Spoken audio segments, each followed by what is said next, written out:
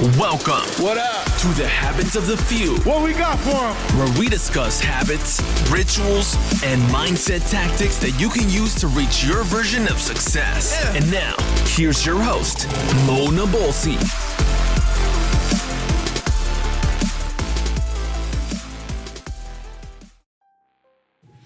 What's up, everybody? What's up, people? Hope you guys are doing all right during this coronavirus lockdown. Today, I have a wonderful, wonderful guest. His name is James Gordon. Just kidding. Joe Ingram, the BTC sales genius, the personal development rock star, the life coach, the entrepreneur, the Renaissance man, the comedian. This guy is multifaceted. He's absolutely incredible. He defines stoicism. He is an incredible human being. I'm very happy to have him on the show. Please sit back, relax, get your tea, get your coffee, get your whiskey, and enjoy the show. So I look at it and I go, okay, I do these self-help seminar things that I do once a month, right, for free. And we invite people in. And so my brother comes to one, and then he gets through and he's like, he took him longer to do the exercises than anybody else, right? And I was like, okay, but I started it all off. I said, how many people in here are control freaks like me, right? And then they go, yeah. He didn't raise his hand. He was just like, uh-huh. And I said, so when I tell you to do something, so when somebody tells me to do something, my brain immediately goes, don't tell me what to do, right? That's automatically what happens in my head. And even if you were trying to coach me on something, I could pay you to coach me and go through and you'll go, hey, pick that up. And I'll be like, don't tell me what to do. I'll pick it up if I feel like it. That's what goes on in my head. So I said, so when I tell you something, right? When I tell you something, I want you to repeat it to yourself. So you are telling yourself, right? And so, and he was like, right? And so now I'm programming myself. So I go, hey, pick that up. And I go, you know what? I'm going to pick that up because I want to, not because you told me. So when you do that, you're now telling yourself, which is the person you're allowing to tell you what to do. Okay. And so then you go do it. So we get the result, but we just have to frame it in a way your brain can process. And so he says, he went through everything. And he was like, I didn't get as much out of it as I thought. And I was like, okay. And then, so the next one, he said, hey, can I work the next one? Because I saw what everybody else got out of the class and the benefits of it. And I was like, absolutely, you can work it. So he came to the back. He went through and did the exercises the second time, right? And he was like blown away because he got better results than everybody else did from the first two classes. And then he came up and he goes, I couldn't listen to you the first time because it was my brother telling me what to do. And he goes, and I didn't even know I had that chip on my shoulder. He goes, I was just envious of the fact that other people were getting results from what you were teaching. And I was like, well, at least I can participate in it by helping other people.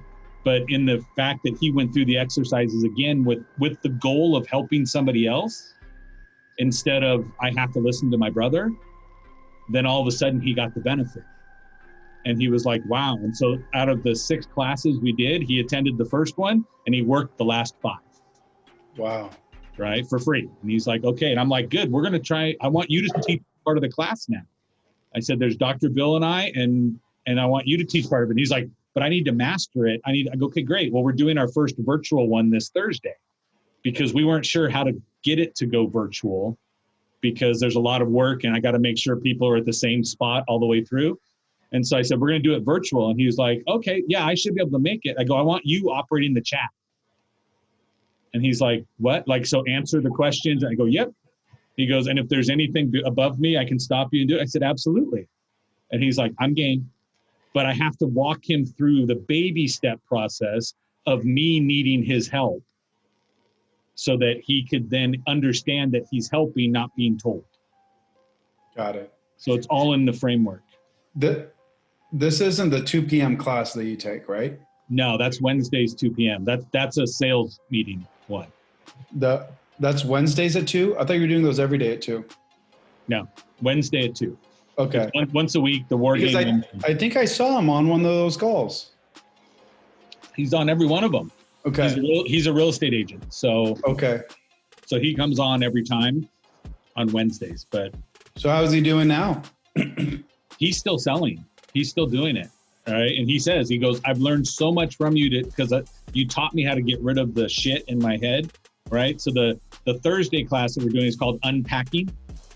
So I teach how to unpack all of the bullshit that you have, all of those things your parents put in your head before you were 7 that you're still walking around with identifying yourself at. And so we teach you how to unpack it. So I say everybody's walking around with a backpack on, full of all of the hurt, the guilt, right? All of the anger, the sadness that you're carrying it around with you, and you carry it from relationship to relationship, job to job, business to business, right? You now pass it on to your kids because you don't know any better. Okay. And so I said, we're going to teach you to unpack it. So that's our class 1. The second class is going to be how do you refill the backpack with the things you want to do? Reminds me of a better version of that movie with what's his face? You know what I'm talking about? It was, who's the handsome man that everybody talks about? George Clooney. Oh, yeah. Clooney. YouTube. What is it called? He's a salesman. His job is basically going up in the air guy. Up in the air. Yep. He goes and fires people on yeah. And he does a seminar where he's talking about unpacking, but it's so vague and specific to that. I like it. I like the methodology. Thursday at 2? It's Thursday from 11 to 3. Damn.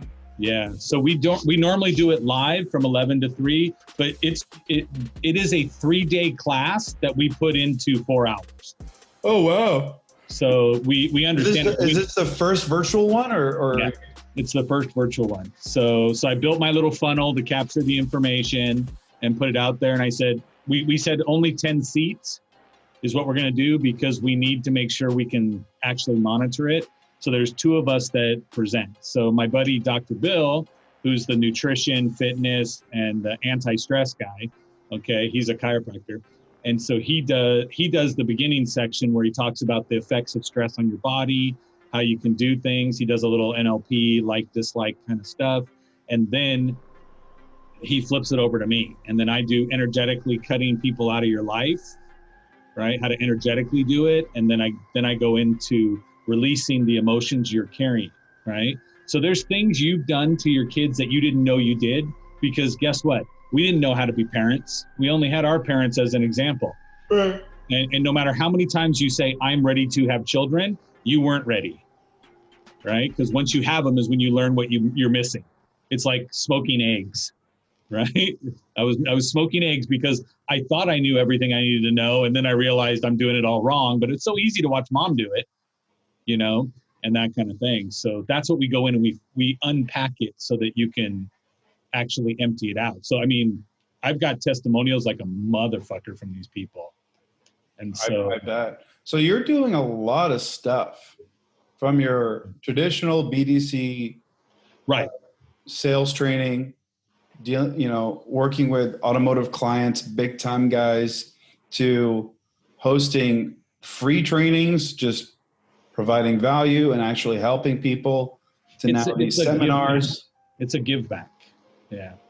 We're building out. We just sat there like 2 weekends ago. I went to his house on Saturday, despite social distancing, right?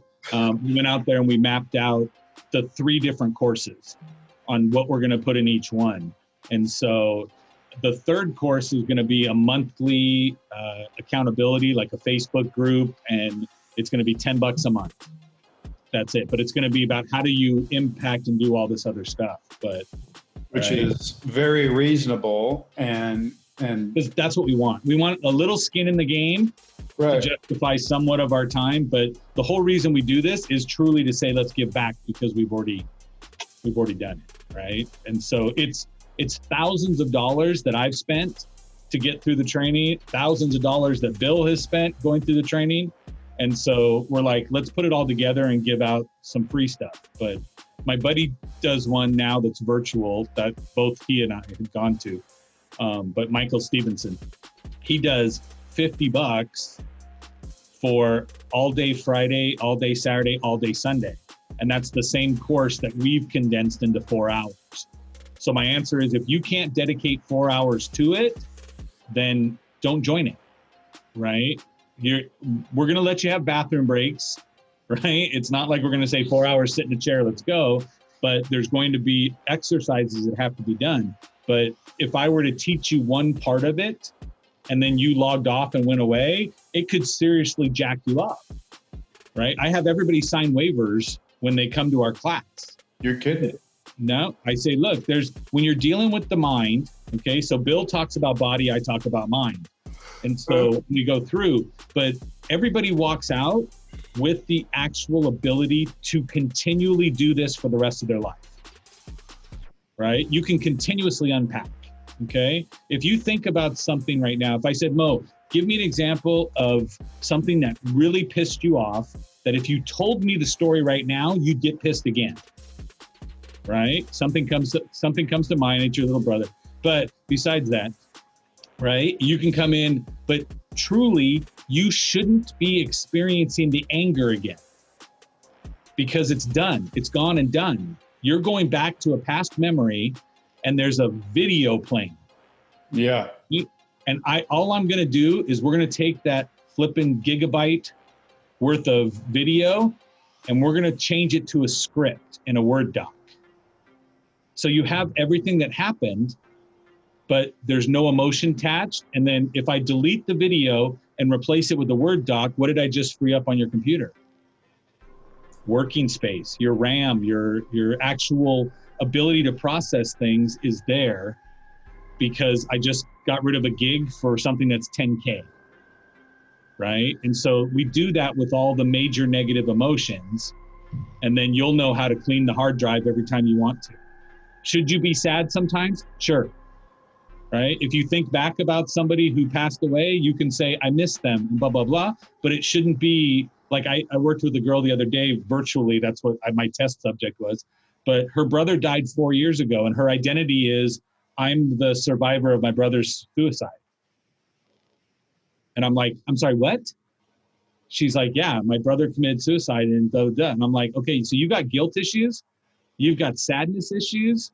You've probably got some fear issues yourself that you're all associating to your brother committing suicide, and you need to get rid of it, right? You need to stop carrying that around. You said that I'm the survivor of my brother's suicide? Yeah. So her identity, isn't it? Her identity is that, but we do this all the time, right? Well, I'm actually the result of, bad parenting. Yeah. And you're like, shut up. You are not, right? Whatever you went through, there's somebody who succeeded because of it, and there's somebody who failed, right? Because they're a victim of it. Right. And so it's just about doing a reframe and doing some other stuff. But that's me on my soapbox. But so out of everything that you got going on, what is the thing that has you, I probably already know the answer, but what is the thing that you're the most passionate about? The most passionate about is, and we talked about it last night, regardless of the arena, whether it's sales training, whether it's phone, whether, my specialty is getting the virtual person to come and buy from your brick and mortar, or like I have eBay companies that are clients. How do I get them to feel valued, buy the product, and then be satisfied with it so you can get multiple purchases? All of that stuff is great. But what I look for is the light, the spark that goes in your eyes when all of a sudden I realize I changed you forever in the way you look at things. So when I have a group of people that I'm sitting there talking and all of a sudden they go, right? So if I gave you one tip that you went, holy crap, I never looked at it that way, and I could execute that because you taught me how to execute it, then I know I've changed your ability, not your end result. I've changed your ability to make more money, right? Because you now have something in your tool belt that you could use. Now, there's people out there that to a hammer, everything is a nail. Right.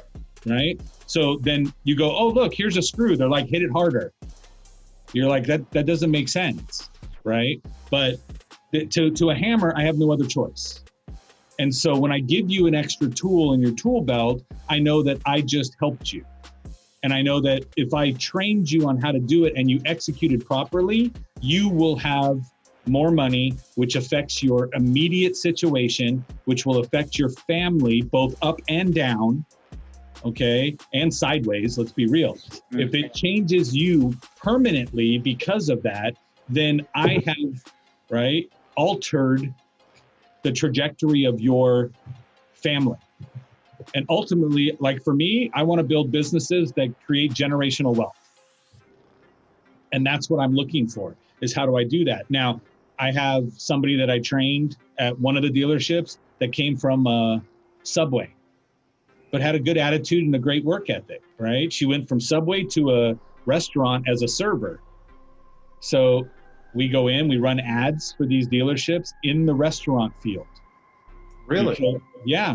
Okay. You can tell your buddy about this one, right? You go onto Craigslist and run one for the server. Okay. Run an ad, because what are servers used to doing? Customer service. Working long hours. Yeah. Right. Their customer service justifies what?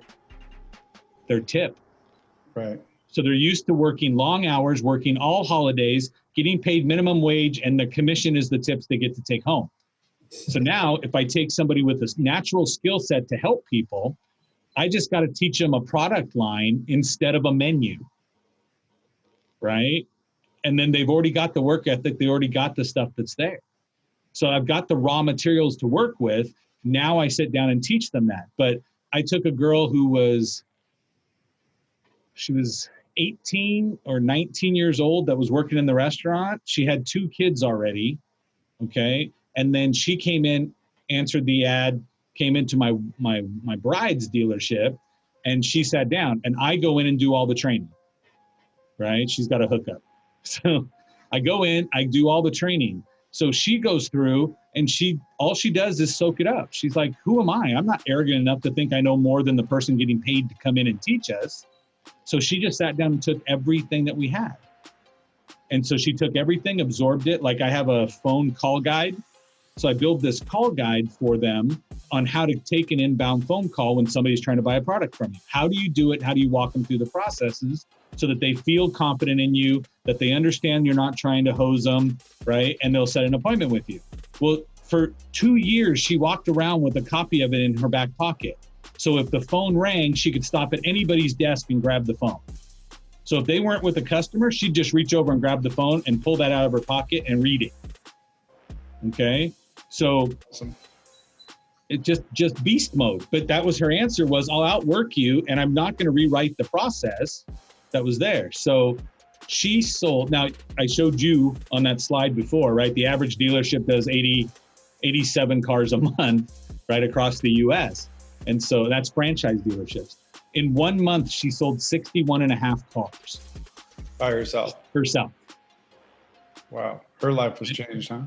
Oh, yeah. So now she's 20 something. She was at my house yesterday. She came over with the kids. So now she has 3 kids, but she's got a house. She pays for her mother's rent where she lives. Okay. She has 3 cars now, and all of her immediate siblings have all been pushed to a new level of expectancy from the family. So everybody's not just going, hey, I'll go work fast food. They're like, oh no, I need to work something that's commission based, because look how much money she made, right? You take a 20-year-old and she makes 10 grand in a month, right? The envisionment changes of that person. Oh yeah. Right? I deal with kids all the time. They come in, they go to interview, and I'm like, okay, what's the most you ever made? They're like, 3 grand in a month. And I'm like, okay. So to me, right, I sit back and I go, so if I got you to 3,800 or 4 grand, would that change your lifestyle today? And they all go, yeah, it would. Yeah, it would. Right? Now, I got somebody who comes from working part-time in retail, comes in, he goes, well, the most I've ever made is like $1 grand. And I live at home. And I'm like, so if I got you to 2 grand, would that help you to help your parents pay for whatever is there? Right? Some bill you could pick up. Maybe you can pay them for the food you keep eating. Right? And they're like, well, yeah. So then I do an interview. I'm like, hey, this kid's got potential. He's got this and that. And then a sales manager goes in and starts talking to him about making 7, 8, 9 grand a month. right? And I look at him and I go, what are you doing? He can't see that. That's just pie in the sky kind of BS. To him, you're packing him, and he can feel the insincerity. Yes, you know you can get people there, but this kid can't see that. You can't make $1,000 a month and see $8,000, right? It makes no sense. There isn't anything other than winning the lottery that you could then see getting 8 times whatever your actual income is. What kind of person do you have to become to make 8 times more than what you're currently making? Right. Right. And is that person willing to become that next level version of themselves to justify that comp? Because there's a lot of work in between. You and I both know that. Right. It takes a lot to jump and try to grow wings on the way down. Okay. And I'm not even that person. I mean, my answer is always, huh? You could look at like some of the most, some of the like best situations and the worst situations have come out of the e-commerce industry, particularly drop shipping. You're seeing kids that are in their teens, right? 18, 19, 20, 21, making more money than they ever have, not realizing, because I've worked with them directly, and I can tell you that 90% of them, unless they're being steered properly, they're burning that business to the ground, because they see it as, oh, I'm putting $5,000 in and I'm getting 20,000 out, but they don't estimate everything else that's coming into play. And it's really not $5,000. They're probably putting close to 9 into it to get 20. And then they have to pay all these vendors, and they have to do this, and they have fees and blah, blah, blah. So at the end of the day, their profit is like $1,500. And they're like, oh, we made so much money. And the ones that really do make money, the profit margins are 4X or 5X. What happens is that they just stop. They just spend and spend and spend, and then they burn out, and the company goes under, and now they're back to square one because they're not accustomed to that kind of money before. Like, they've never made that much money before. And when I started making money, I was in my late 20s, and I was like, I'm not a big spender. Like, I don't buy fancy things other than watches. Like, that's it. Other than that, but I was ordering on Amazon like the most random shit. There was like 3-4 boxes at my house every day. Oh, honey, we need a new broom. I got this glass set from Amazon. And it was just like, I looked at the statement at the end of the year. I'm like, what did I buy? Like, right. I can't believe I spent that much money. And obviously money management plays a role. But like you said, there's a lot of development that happens within that time frame. So I can't even imagine like being 20 years old saying I can make $8,000. Like, yeah. Dude, I've only made like 1,500 like at most at that time. Like, I would poop my pants. Yeah. Like, okay, let's do that. And then you get enticed, and then your whole psychological, it's just a shit show waiting to happen. So what happens? Let me ask you this. What happens? Do you have to basically start from scratch? Is that person that kid is just like, he's out? What happens when the sales manager kind of disrupts your entire training process? So if it is, I will tell you that it takes a lot of character to get past that, because the immediate gratification, I mean, our whole world is built on immediate gratification. Right. Okay. Is Amazon the cheapest? No. But can you get it tomorrow for free shipping if you make a monthly payment to be part of the free shipping package, right? Yeah. So, but again, so it's immediate gratification. So if I can get immediate gratification, I want to take it and go with it. But if you set the actual ideal goal for this person too far above, like, I'm never one of the, I understand people go, you need to set some crazy ass big goals. And I'm like, that sets you up for your mental speak. Only once you've had enough accomplishments of goals can you set something crazy. Otherwise, you're setting up someone to just be wrecked. And right. So this person gets a check for minimum wage times the hours they work. That's what they had before, right? So why not tell them they can make a little bit more? If you come in and go, hey, Mr. $1,000 working 10 hours, right, a month, you're like, hey, I can get you this. And you're like, no, that doesn't make sense, right? If you can broaden their vision, you set them up for failure, right? You have to incrementally move them up the scale, and that's a long-term employee, because you never lied to me. And that's the issue you have, right? What's the biggest issue that clients have with salespeople? They lied. Mm-hmm. They told me what I wanted to hear. Well, did you lie or did you set an expectation that couldn't be met by anybody? Okay. And then what has to happen? The issue has to get up to the person at the top who's going to say, give it away. Or they're going to say, F you, and you end up with the online reviews that hurt you. Right. Right. And then they're going to do what? They're going to ask you to say, okay, if I see a bad score, I go look to see how did they address it?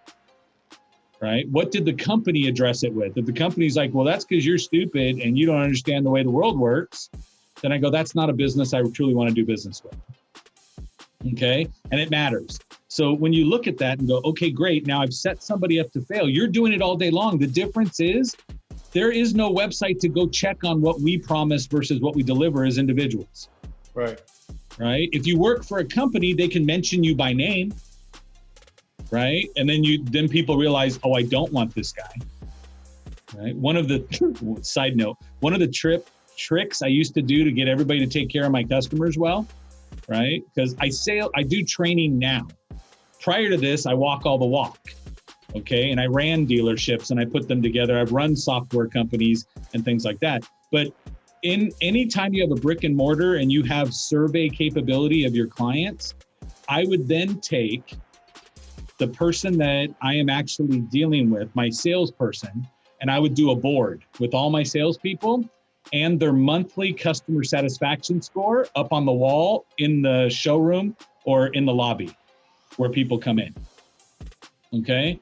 So if you have a 67% and you look over and go, well, Mark has a 98%, what are you going to focus on as the salesperson?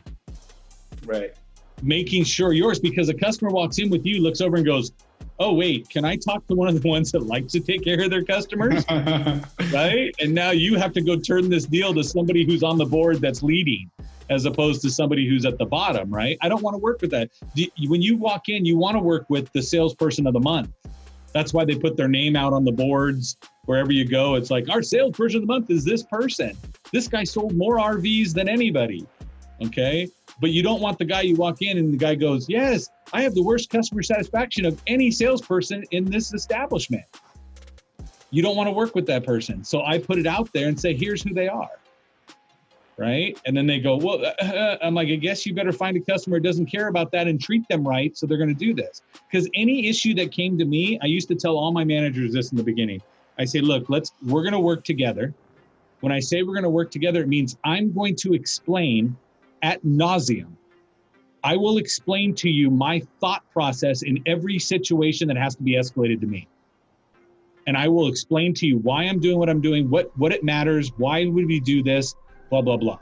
So that when I'm not here, you can make the same decision because you now know how I think. And when you do that, now all of a sudden they understand, you know what I need to do? What do you need to do? I need to just solve the problem up front because that's what Joe would be doing. Right? So WWJD, what would Joe do? Okay. So that's what I want all of my employees thinking. All of my trainers, the answer is if a client's upset about something, handle it right there because I'm going to give them what they want if they get to me. So do you want to hold on to your ego and that you're right, and then I end up giving it away? Or do you want to be the hero right now? You could step in and go, let me make it right because you have enough room where you don't have to give away everything. Where when it gets to me, I can't afford this bad Yelp review or this bad Google review. I need to have the marketplace know that I'm a stand-up person and my business doesn't take advantage of people. That's how I get repeat customers. That's how I gain prospects, right? I was running the #1 Chrysler Dodge Jeep store in the nation.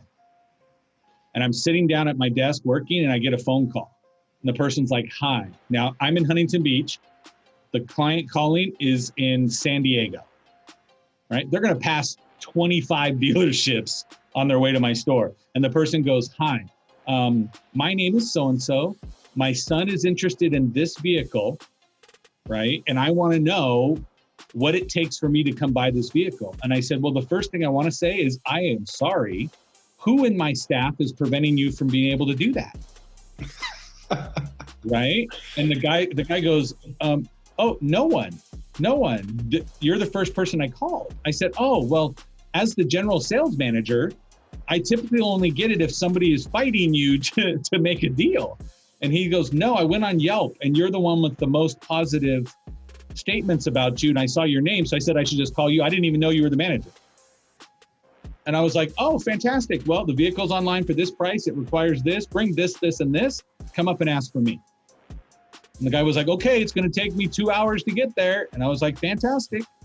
And the guy was like, okay, and came in. But again, my automatic reaction was, this is heat. This is somebody who's coming after me because they called in. It was an advertised vehicle. And now somebody's going, well, I don't want to sell an advertised vehicle. Click. Right? Or they're going to tell them, you need to do this, this, this. And the guy's like, what? I have to call you back and stand on 1 foot, right? And balance a paper plate on my finger. What?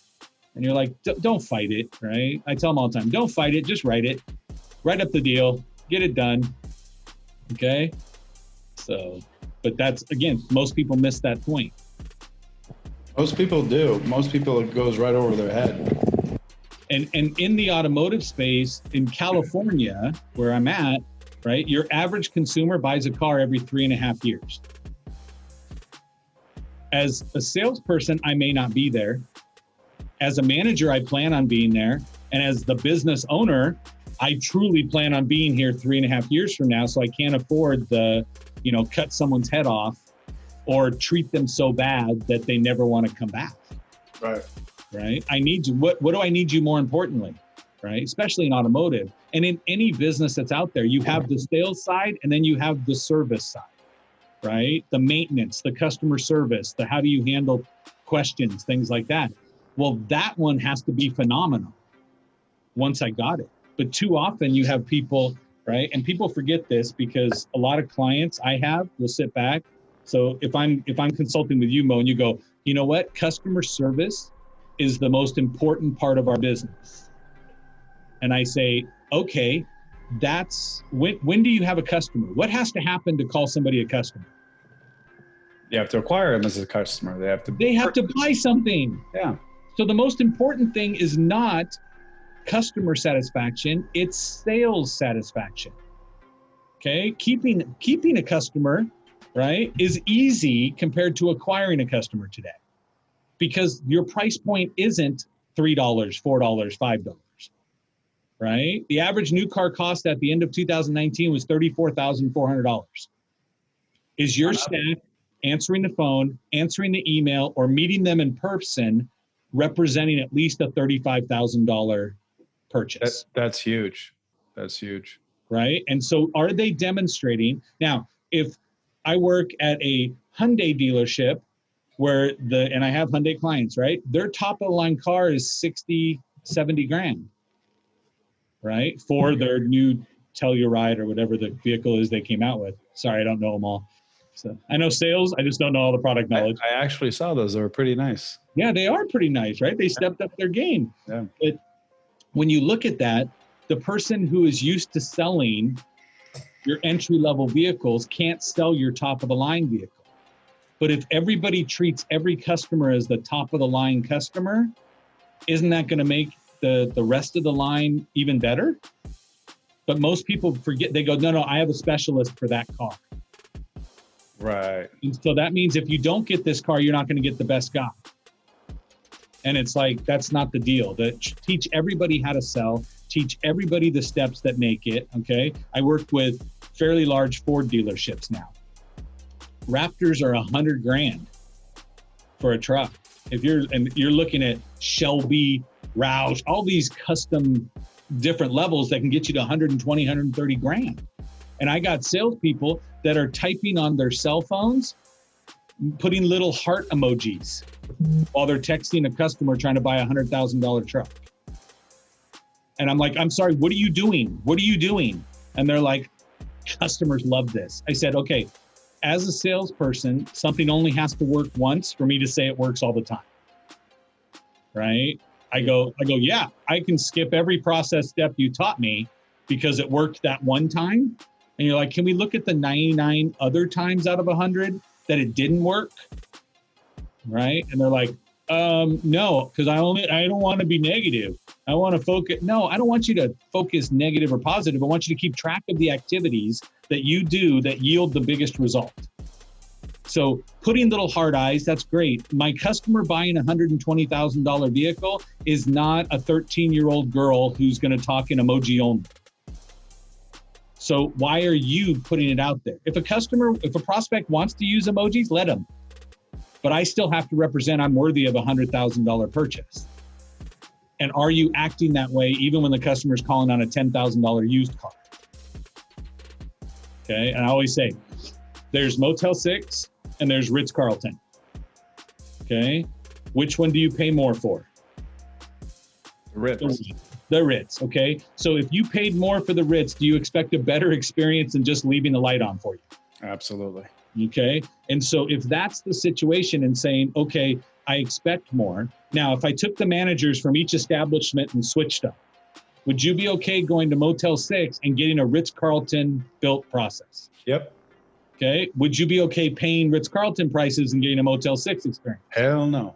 Not at all. And the answer to everybody is that's so obvious, but then why aren't we investing everybody to be the actual elite in customer service, which is Ritz-Carlton? And most people don't get it, and most business owners don't get it, okay? And it's the level of service that you deliver. Do you know who's the most trained individual in the Ritz-Carltons? The concierge? The housekeeping staff. Oh. Okay? Who runs into people more than anybody else? Housekeeping. Housekeeping has more customer interaction than anybody else, and they go through twice the training as a manager per year. Okay? Why? Because they're there. Now, don't be the jerk when I give you the numbers, right? And go, I'm going to go stay at the Ritz-Carlton and treat everybody like crap. But the housekeeping staff, each housekeeper, right? So the person who makes up your room, each person that's delivering for your bellhops or anybody else, all of the housekeeping staff that brings your food, all that stuff, those people have been given over, okay, let's just say just under $2,000 per customer to spend during your stay before they even get a manager involved. So if you walk in and the person's still cleaning your room and you're like, oh, I just can't, I needed to, they're like, the housekeeper can look at you and go, why don't you go down by the pool and I'll have a bottle of champagne sent out to you there. And I apologize for the inconvenience of the room not being ready. You're kidding me. Nope. Because they know if that happened, you forgive the fact the room was not done. You won't go online and give a bad review because the room wasn't done because you've been excessively compensated on that. They can go, why don't you go down to the in-house restaurant and get food? That's genius. Yeah, absolutely. It's genius. But and how much are people paying per room? I'm gonna go be a dick for a day and see what happens. That's what I said. I have to tell it to everybody's like, oh, I'm gonna go down there because like the Ritz-Carlton down in Newport Beach or Laguna, wherever it is over here, they have a little cigar lounge and right. And I'm like, I go in there all the time. You see people yelling and screaming, and they're getting free food. And I'm like, for one, as a business owner, I wouldn't want you as a client because you're trying to take advantage of the system. Right. But how many people do you want? How many celebrities do you want tweeting a picture from the Ritz-Carlton that you're managing so that anybody else who's not at celebrity status still says, for my anniversary, I'm going to go stay a night. I'm going to go pay $800, $1,000 a night to have a room, okay? Because it's going to be that worth it to my significant other to know what it is. And so, again, do they have to give away just under $2,000 to every person? No. It's in the situations where they screw up.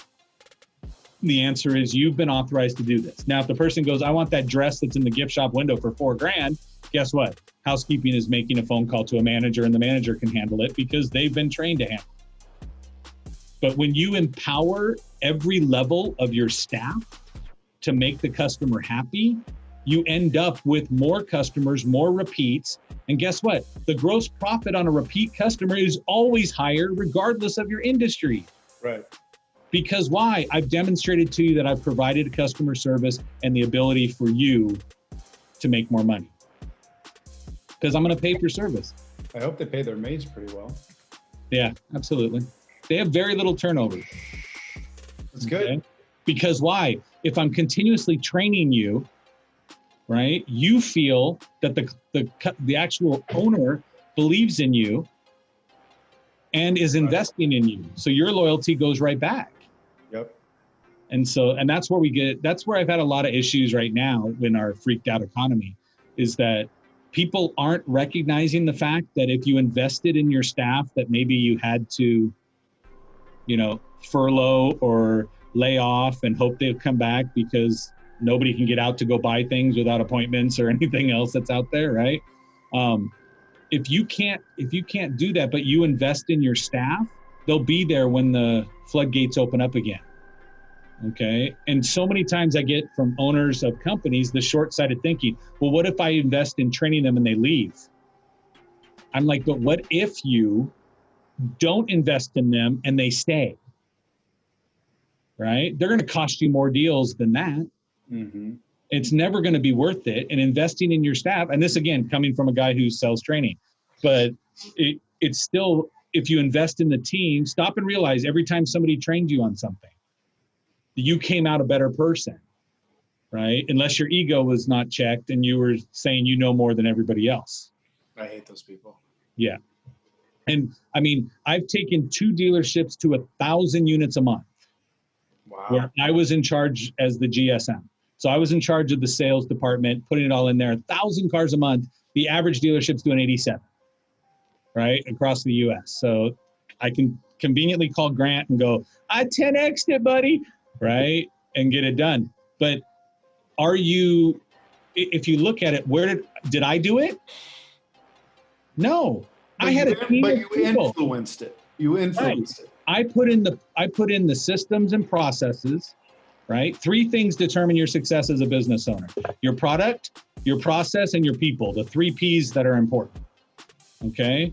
You don't typically have to worry about your product if somebody's actually showing interest in purchasing. So then it's a person or a process.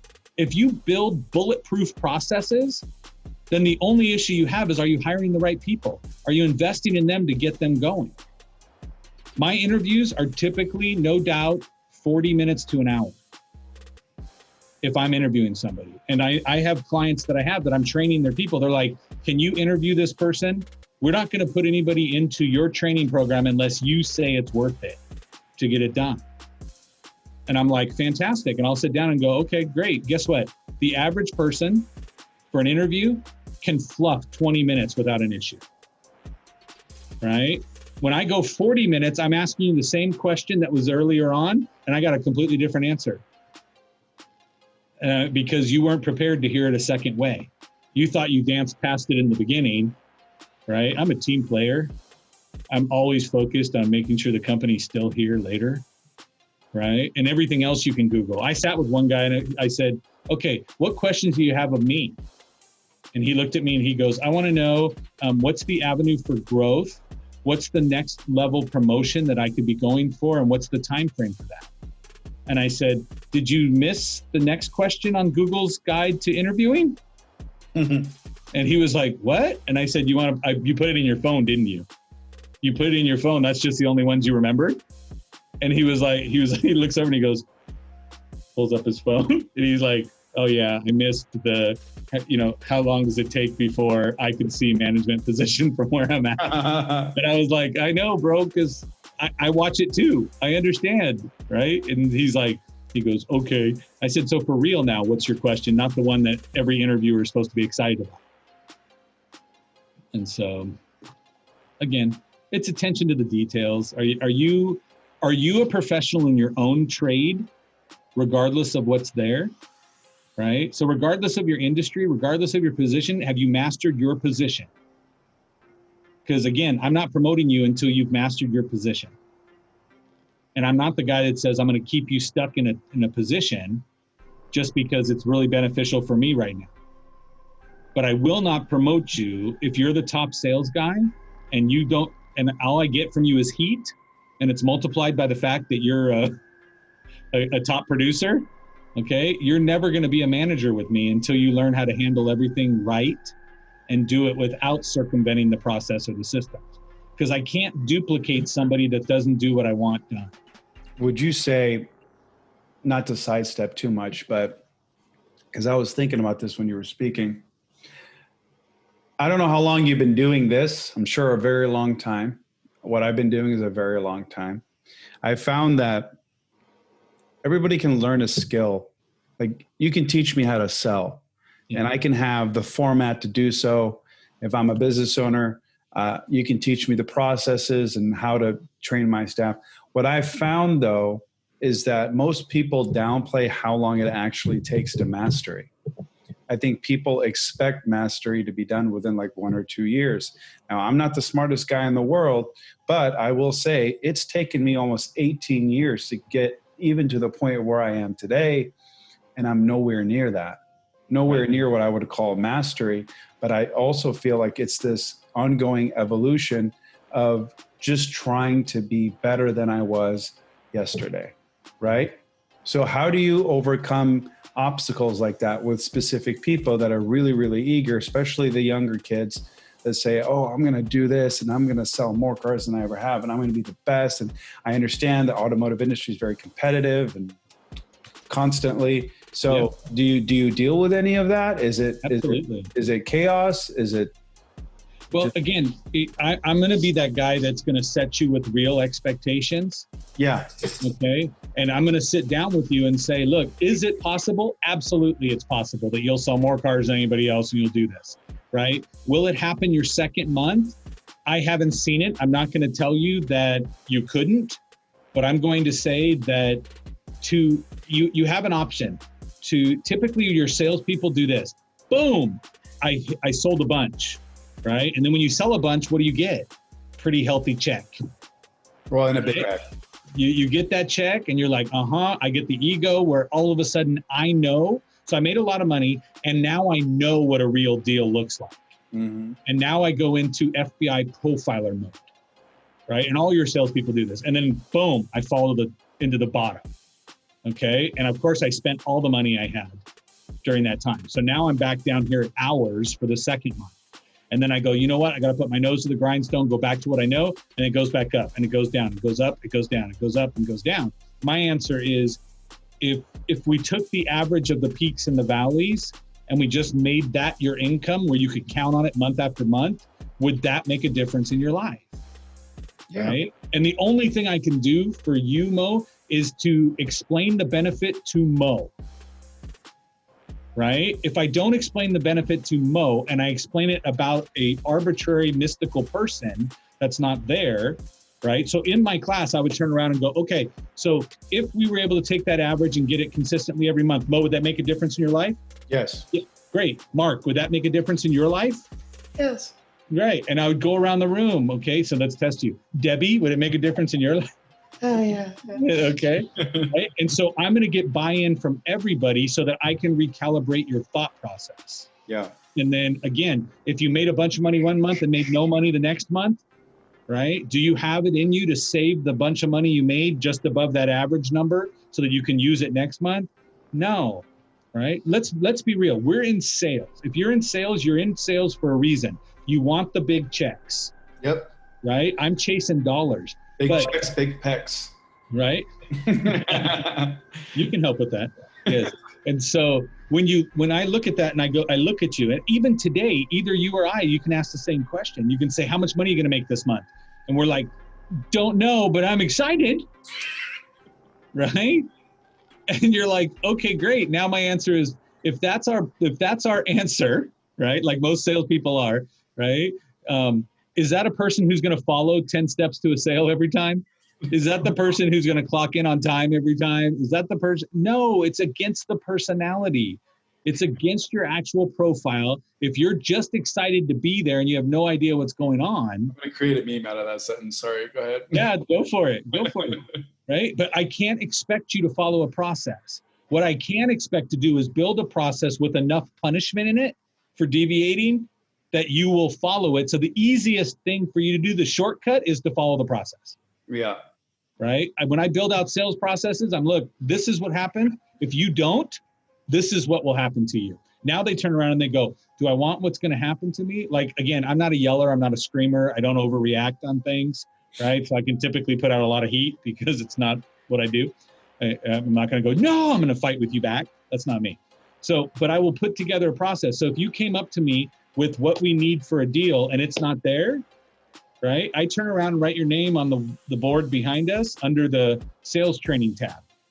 If you fail to do what I asked you to do with an internet customer or a virtual customer on the internet, right? If you fail to handle a chat properly or follow up properly, I write your name on the board under internet. If you take a phone call and totally butcher a phone call that in the automotive space cost me about $300 to make the phone ring in advertising, I'm going to go write your name down there. Well, those are the training classes where you're now going to do it. So I'm going to look and go, hey, Mo, let's listen to this phone call together. Click. Play the call. Was that the best thing you could do? Was that anything like we trained you to do? No, it wasn't. Great. Guess what you don't get until the next training class we do for phones? Any more calls, right? So now you go, well, the easiest way to do it is do it your way. And I go into dealerships and talk to hundreds and hundreds of salespeople across the nation and Canada. And I walk in and I go, if I tell you this is what your manager has told me to train you on, and this is the way they're expecting you to do it, if you do it and you fail, whose fault is it? It's mine. It's my process. It's my training. It's my fault if you did it my way. But I have people that go, you know what? I tried your way. It doesn't work. And then I go back and listen to the last 10 phone calls you handled and none of them were done my way. And I'm like, so because I trained you, it's now my fault that your numbers suck? What if you did my process? You still did your way, and these are the numbers you normally get, but you want to justify why you don't have to change. Because guess what? It's really easy to do the same thing over and over again, but only do the same thing over and over again if you get the desired result. And so it's a painful thing. I just look back and go, my answer is always, and I try to get buy-in all the way through, and I say, look, Mo, if I could help you to sell 2 more products in a month, is it worth it? Yeah. Right? So if I told you, Mo, I can help you get 2 more clients on your 90-day program, would that be worth it to you? Absolutely. Right? Now, if you sold a $25 online package and I said, if I got you 2 more, would it be worth it? Your answer is probably not. You're going to add $50, $600 a year. Now, that's not worth me changing what I'm already doing. Right. Right. But when your ticket is a big ticket item, then I don't have to justify a lot. Right. Right. But again, I can't walk into an owner of a company and say, if I got you just 1 more deal in a month, it'll pay for my training. Well, why do I want to go through all that for 1 more deal? Right. I said, well, what if I take your entire staff and tell you I can average 2.2 additional deals a month for them? If you've got 20 salespeople, I just added 40 deals, right, as a minimum to your number. Is that worth it? Yeah, it's worth it. Okay. It depends on your average profit, and every dealership is different. Okay. So I say, all you need to do is build it up enough for the client to see enough value to do it. And it's the same thing when I'm selling something. How about instead of lowering the price, you just re-edify the product they're buying? Yeah, because I've always been taught that if people don't buy or they think your product's too expensive, is because I haven't done a good enough job showing you the value in. Right. And I will tell you, the thing that the auto manufacturers did to really hurt the dealership is they put MSRP. What does that stand for? Manufacturer's suggested retail price, which automatically implies there's room. Yep. Right. And I'll tell you, over the last 15 years, I've been in this business 20 years, right? I always had a side hustle, which is what I'm doing now as my main hustle, right? You always take care of the main income, right? Until your side income can be bigger than your main income. But if you're only sitting in one spot, you're in a very, very dangerous situation, which everybody just found out now at the time of this recording. Yep. Right. So if you're not building additional income streams, it's going to be very, very rough. And so it's one of those things where I go, look, if I can justify spending a little bit of money to make a little bit of money, even if it's a wash, at least I've got another source that's coming in, and then I can ramp it up and excel it. If you want to 10X it, 10X it. Yeah, because if it's a wash and income stream number 1 goes bye-bye, at least you actually have income coming in. Right. And I could grab a little bit of savings and exponentially increase it. Yep.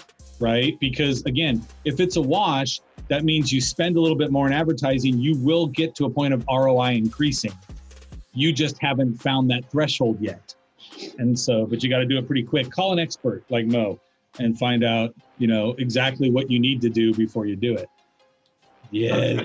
But understand, we live in a day and age right now where almost anything you want to find is on YouTube. Right? There's 100%. People out there putting it. I learned so much just from Googling and YouTube. I learned how to do video editing, Photoshop, basic advertising, some advanced stuff. Yeah. Like people are just, they're too Epicurean. And I've talked about this a lot. Like, I think we need to go back to being to define that. Epicurean? Yeah. Do I have to stop now and go, Alexa, define Epicurean? Yeah. Could you? Yeah. We've gone soft. Oh, there we go. We've gone so soft. Much easier. So when I worked at the brokerage and I was a marketing director, I would get agents coming to me all the time like, hey, how do I do this? I'm like, that is the simplest shit I have. Like, do you have a phone? Oh, how do I? Oh, there you go. It's right there. Ooh, like the dumbest. Even if it is an Android. Yeah. Even if it. Like the dumbest things, like the simplest, dumbest things. I'm like, that would have taken you 3 seconds. It took you longer to walk all the way down the hall to come into my office to ask me this dumb question than for you to just at your desk, pull it up on Google and you would have found your answer like that. It's just, I don't know what it is, but we're a lazier people. Yeah. And have gone soft and just don't want to do anything. And like you said, like, instant gratification. But I'll tell you that, like, my son had a Mini Cooper, an old one that we bought him to be his first car, right? And so he bought it, and we only had the valet key that was on it. So then I order a key. It has to come from Germany, right? And it's old, so nobody keeps it in stock. So they send it over to us, so it's pre-cut, and now you got to get it programmed. So I had the dealership mail it to my son's address. He goes, hey, Dad, I got the key. I said, great. So he was 16, 17. I'm like, look, the dealership's not going to help you. You can't write a repair order because you're not an adult. I said, so ask your mom to go down with you to drop off the car. It'll cost $150 to program it, right? They'll tell you it takes an hour, but it's probably going to take 12 minutes at the most, right? But they're going to charge you for an hour. And he's like, okay. I said, call, ask for this person. He goes, okay. Then he calls me back like 10 minutes later and he goes, okay, Dad, do you have your iPad with you? I said, yeah. Now I'm in Sacramento and he's down in Southern California. Okay. And I'm like, yeah. He goes, okay, I just texted you a link to a video. He goes, I'm outside. I can't hold my phone, play the video and do the programming at the same time. And I'm like, what? And he goes, no, I found a video on YouTube. It only takes like 3 minutes. He's like, but going back and forth, he goes, can you just watch the video and tell me the steps so I can do it right now? And I open up the video and it's a guy going, okay, so you want to put the key in the ignition, turn it to position 1, back to position 0, go back 1 to accessory, go forward all the way, but don't start the car, pull your turn signal 3 times, and then put the car back into 0 position. So I'm like, okay, do this. And he hits the button. You hear it go chirp, chirp, locks the doors. He goes, thanks, Dad. I'm good. Love you. Bye. And I'm like, wow, that just saved $150. And I was like, and it was just because his answer is everything's on YouTube. You need to know, Dad. Mm-hmm. Everything you need to know is on YouTube. And I was like, yeah, it so is. Right. I sit there in my car. I'm like, oh, the battery died. The doors are hydraulic. Right. So they're all electric. So I'm like, well, how do I get this? And they're like, well, what you need to do is take off your license plate, go behind it. There's this little thing. If you put a screwdriver, a flathead screwdriver in, boom, it'll pop the trunk. That's where your battery is. And I'm like, oh, I love the fact that I'm not towing it to the dealership. I'm not doing this. And I got a battery charger here. Let me just connect it and go nuts. But again, everything's on there on YouTube. So you have no excuse. We've lost every excuse to be successful at this point, right? There's nothing preventing you other than yourself. No, you can build an 8-figure business with your phone. Yeah, absolutely. Like that's a stupid statement. Yeah, I agree. Like we were talking before about you can build your own training classes if you have an expertise. Mm-hmm. I just met, I was just introduced through Ken. So Ken, that you met a little while ago, Ken Walls, right? I got to meet Joe Soto. Oh, nice. Right? And so Joe Soto sits there while we do a live Zoom call. At the end, he looks down and he's like, wow, that was a pretty good hour. I made like $8,000 in online sales courses that he's like, I didn't even run ads for these. I'm like, you made $8,000 in an hour on something he did a year and a half ago, right? To help Ty Lopez or working with Ty Lopez and stuff. But he's like, well, I have one course that we put together that has sold $40 million worth of sales, gross revenue. Yeah. And I'm like, wow, right? And I'm like, that's part of the reason why I'm getting in this online course business. Why I think you should too. I mean, my coach, they do $100,000 a day in sales. That's awesome. Like that's just, and he's not unique, right? Like, that's the thing. Like he's not like, oh, he's just this real There's a lot of guys doing that. You know, Absolutely. There's guys doing $40,000 a day. There's a guy's probably doing $150,000 a day, $200,000. Like they're bonkers numbers. Like they're crazy. Right. You know? And that's what I always tell people, right? The best thing you can ever tell somebody is that when you start to make it, right? And mind you, making it is very relative. Right. Because I mean, again, I laugh all the time, but when I first got into the automotive business and I started working, and again, I busted my butt. You what? I busted my butt. There was no personal life for me. Okay. And so it was literally just, I got to get to the top. I got to get to the top. I got to get to the top. And that's what I wanted to do. But when I used to talk to people and they're like, dude, you have no life. And I said, I understand. And they're like, I mean, how much money do you make? And I go, all I'll tell you is I make crazy money. And then they're like, what? I go, let me change that. I make stupid money. And they go, what does that mean? I go, it means if I told you what I make in a month, you would say, shut up, stupid. Because you can't see that from here. Right? And they're like, what? You know, and a couple people I had to prove they were stupid.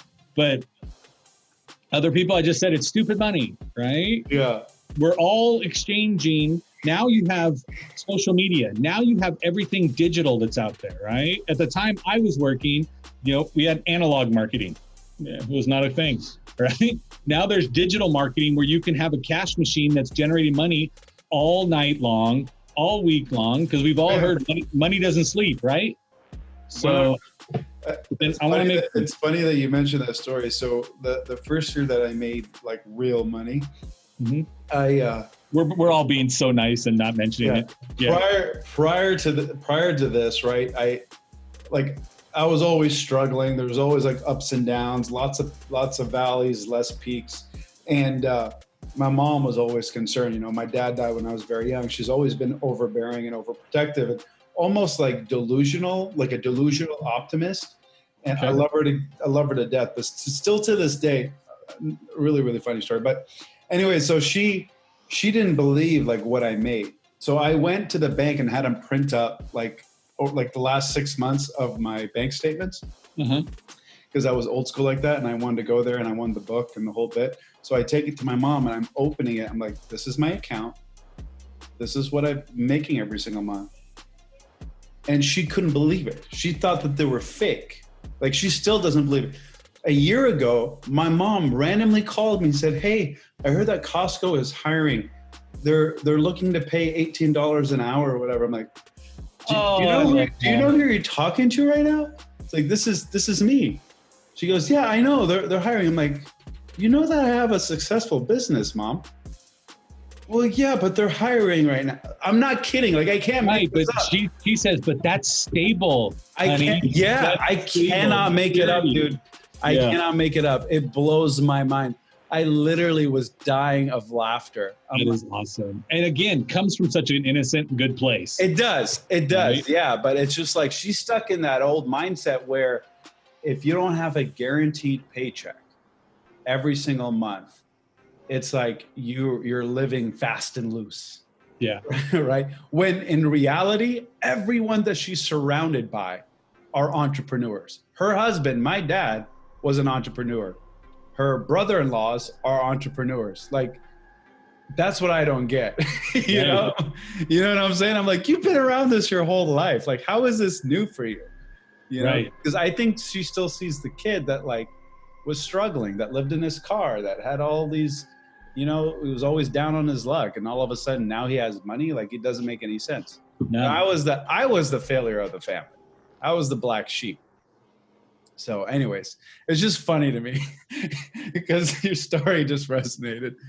Oh man, stupid money. Stupid money. In case anybody was trying to get some kind of sales tips out of this whole thing, right? Since I'm the sales genius. So the first thing I'm going to tell you, this is my slogan. You can look it up out there, right? I tell everybody, never be normal. Normal people get normal paychecks. Okay. So if you're going to do something, it takes an extra level of commitment to get you there. Okay. And so one of the things I'm going to throw out there and tell you that, again, so let's look at you, Mo. How long is your sales cycle, right? Once you start talking to somebody about, now let's jump to the new thing, right? About their fitness goals and what they're doing. I don't have enough data. Okay. So for the agency, the normal sales cycle, once we start communication, it can be anywhere between 3 days and up to a month. A month. Okay. And so, but it's not you're talking for a whole month. No. It's scheduling conversations, following up, Right. meeting. So hours wise, can we say it's with 8 hours, 12 hours? Yeah. 8 hours, 12 hours. 8 hours, like 8 hours across that month. Yeah. Or 8 hours. Yeah. Case studies and testimonials and agreements and making addendums to those agreements. And sometimes the clients want to take it to their own attorneys because they want to, it's just, So but your involvement, where it's you and the prospect, 8 hours is a safe bet. Yeah. Okay. So I'm going to say 12. Okay. Cool. Why not? Right. We're going to make it bigger. So it's 12 hours. So what I want you to understand is that for you to be successful in getting somebody to come across, you have to demonstrate that you are like them, right? And so you have to share something that's in common with the individual. And I'm not talking, we love dogs. That's not what we're talking about, right? But it has to be something where you remind them of them, right? It's relatability. Because if I can't speak your language, I'm never going to give you money. I say this all the time. A confused mind will never click submit on any form. Right? Whether it's to schedule an appointment to see if it'll work or anything. If they're confused, no. So messaging has to be absolutely simple and clear. Okay. And then I also want to say that Mo has his own personality, right? We all share the same core personality traits. Okay. It's just which ones resonate the most with us. Okay. So everybody has all four, which means you can activate any of the ones you need. So if you need to be the leader, you can be the leader. If you need to be a follower, you could be the follower. Okay. If you need to be analytical, you can do that. If you need to be haphazard, you can do that too, right? You can wing it, joke, have fun. So when you look at that, my thing to you is it doesn't matter what your natural resonating state is, because it matters what the prospects is.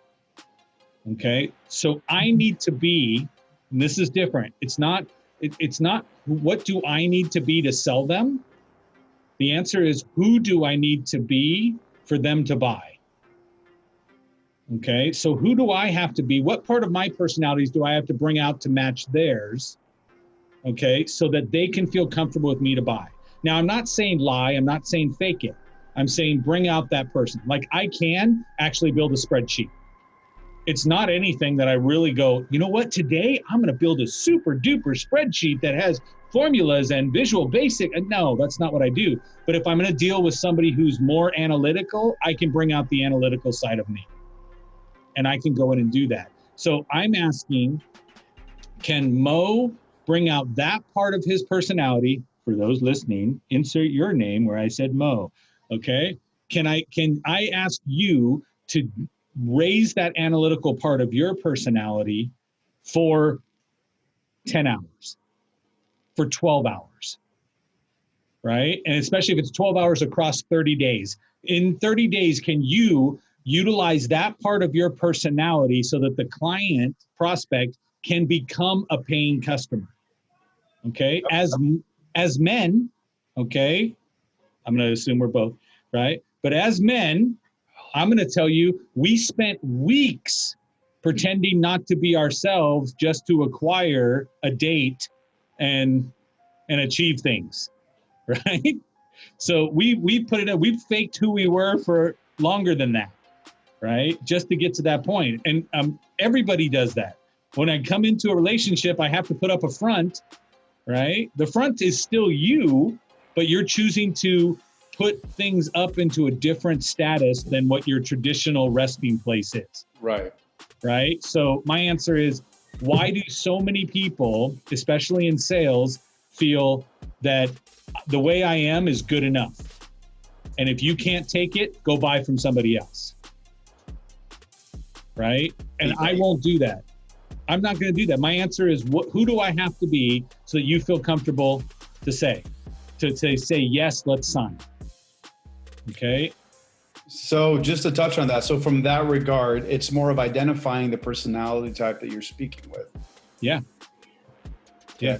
And again, can you put together, like we discussed earlier, can you put together a program that gets them to identify to you what their issue is? We can all walk into any company. I mean, the best thing I can do is walk in and go, you know what? If I walk into any company, I go, you know what? You're not selling enough. Right? And then, is there anybody in business today that doesn't want more sales? No, because then you wouldn't be in business, right? So Well, if I said you need more sales, now when I tell you that, right, depending on the personality type, you may turn around and go, shut up, I'm fine with sales, even though you want more sales, but because I told you need it, your answer is no, I need to work on fulfillment more than I need more on sales. We have to focus on the back end side of the business more than the front end side of the business. Blah, blah, blah. But that's because you didn't tell me you want more sales. I told you that you need more sales. And any entrepreneur out there has the mentality of jumping off the cliff and growing wings. So if you're going to go try to push me off the cliff, then I'm going to fight everything that's coming out of your mouth. And so, again, I'm either going to butt heads with you or I'm going to change me because that's the only person I can change. I can't change the prospect. So just, I mean, mirroring is probably one of the most basic concepts of that, right? A fundamental concept. One of my favorite books was Daniel Pink. Forget the title, but he talks a lot about what you're mentioning and just different words. But I think that's huge. I think a lot of people, me included, like as I started getting sales, I started picking and choosing people that I wanted to work with. Now, part of that was a little bit of ego, but the humble side of me was, I don't want to work with assholes as clients, like, period.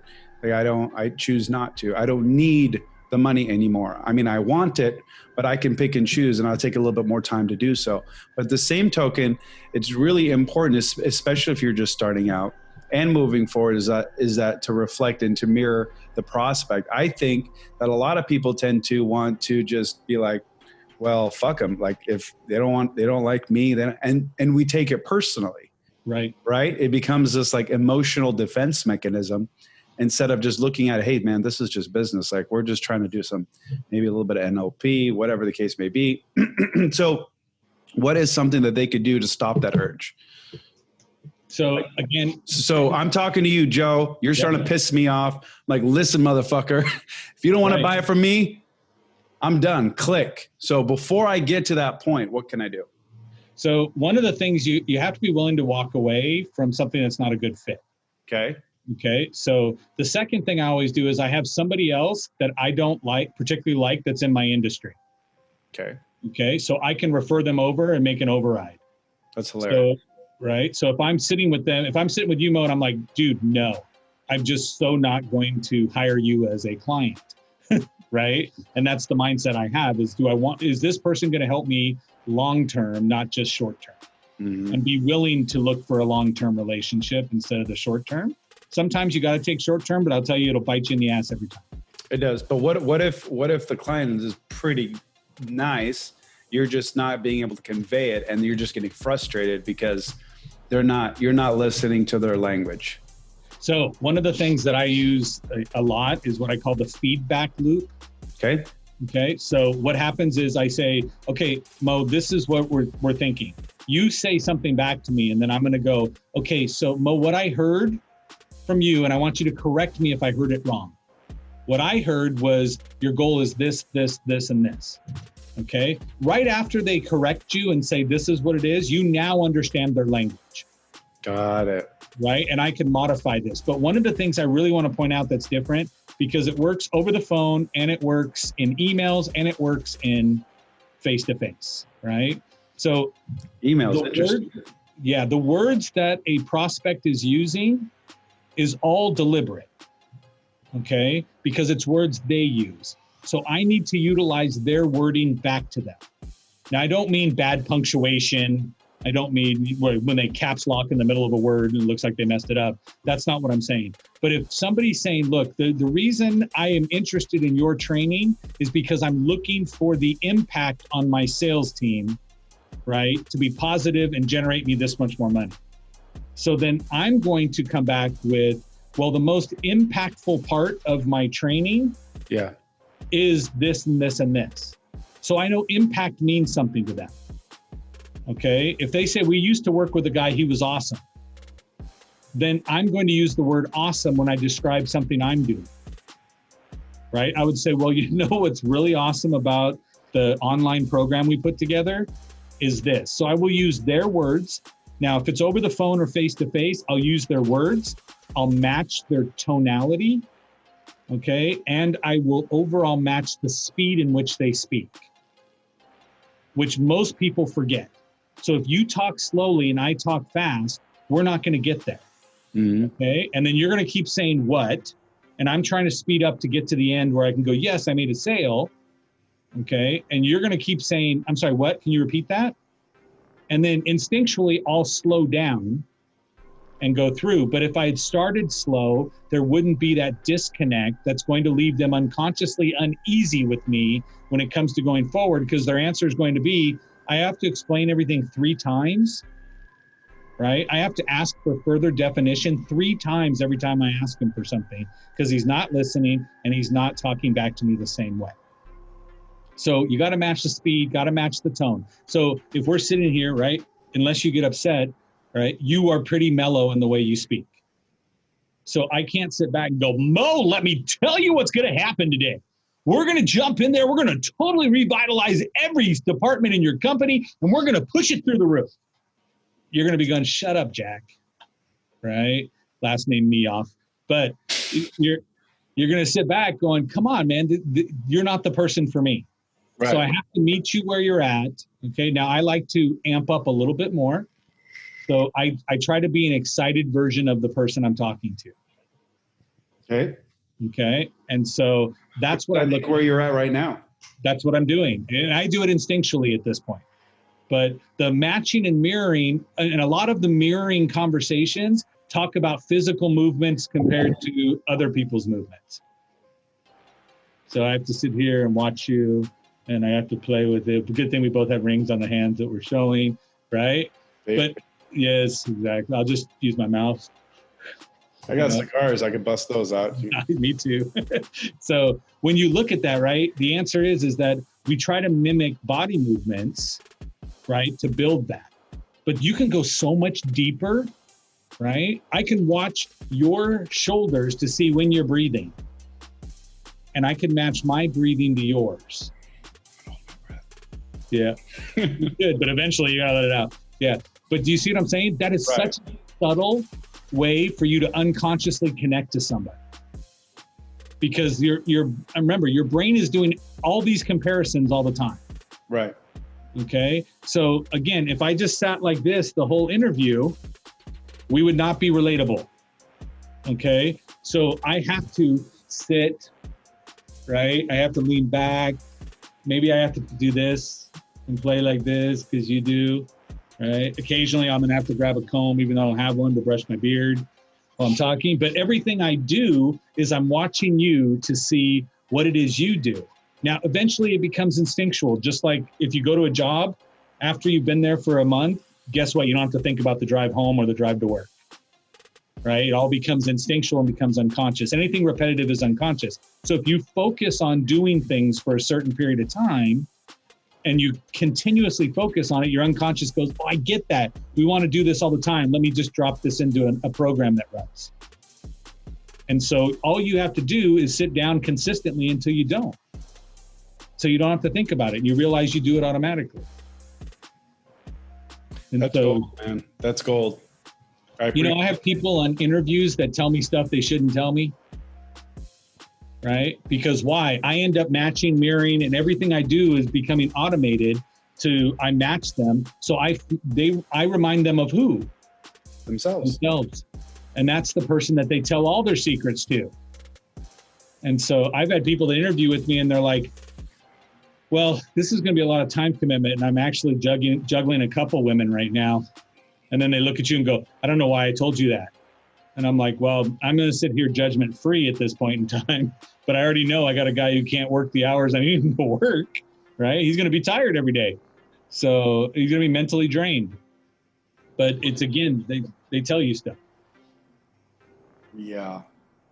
It's the best truth serum out there is to remind them of them. The biggest compliment you can ever get from somebody is to say, if they look at you and go, you remind me of a younger me. Mm-hmm. Right? And as we get older, it's less people that can say that. It's decreasing. Right? I gotta go look for somebody in their 70s. Go, you remind me of a younger me. Go to habitsofthefew.com.